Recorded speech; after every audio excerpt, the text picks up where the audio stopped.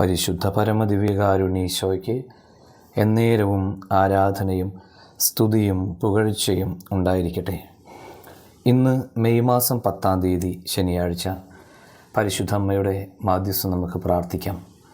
കർത്താവെ, പുതിയൊരു പ്രഭാതം നൽകി ഞങ്ങൾ അനുഗ്രഹിക്കുന്ന വലിയ കരുണയ്ക്ക് നന്ദി പറയുന്നു.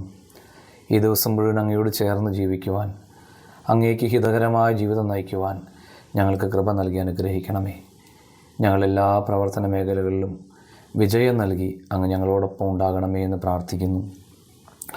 ലൂക്കാസ് സുവിശേഷം 6-ാം അധ്യായം 46-ാം വചനം ധ്യാനിക്കാം. നിങ്ങൾ എന്നെ കർത്താവേ കർത്താവേ എന്ന് വിളിക്കുകയും ഞാൻ പറയുന്ന കാര്യങ്ങൾ പ്രവർത്തിക്കാതിരിക്കുകയും ചെയ്യുന്നത് എന്തുകൊണ്ട്? നമ്മുടെ ഓരോരുത്തരുടെയും ഹൃദയത്തിലേക്ക് തുളഞ്ഞു കയറുന്ന ഒരു വചനം. കർത്താവിനെ നമുക്കിഷ്ടമാണ്. കർത്താവിൻ്റെ വചനങ്ങൾ വായിക്കാനും ധ്യാനിക്കാനും നമുക്കിഷ്ടമാണ്. പക്ഷേ വചനം പ്രാവർത്തികമാക്കാൻ മാത്രം നാം പരാജയപ്പെടുന്നു.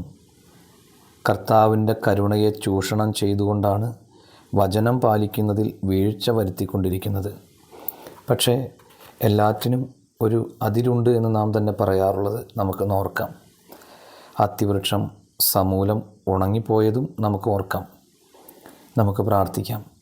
കർത്താവേ, ജീവിതത്തിലെ ഓരോ കാര്യവും വചനങ്ങൾ അടിസ്ഥാനമാക്കി ചെയ്യുവാൻ ഞങ്ങൾക്ക് കൃപ തരണമേ. എല്ലാവർക്കും നല്ലൊരു ദിവസം ആശംസിക്കുന്നു. നമ്മുടെ കർത്താവ് ഈശോ മിശിഹായുടെ കൃപയും പിതാവായ ദൈവത്തിൻ്റെ സ്നേഹവും പരിശുദ്ധാത്മാവിൻ്റെ സഹവാസം ഉണ്ടാകട്ടെ ഇപ്പോഴും എപ്പോഴും എന്നേക്കും. ആമേൻ.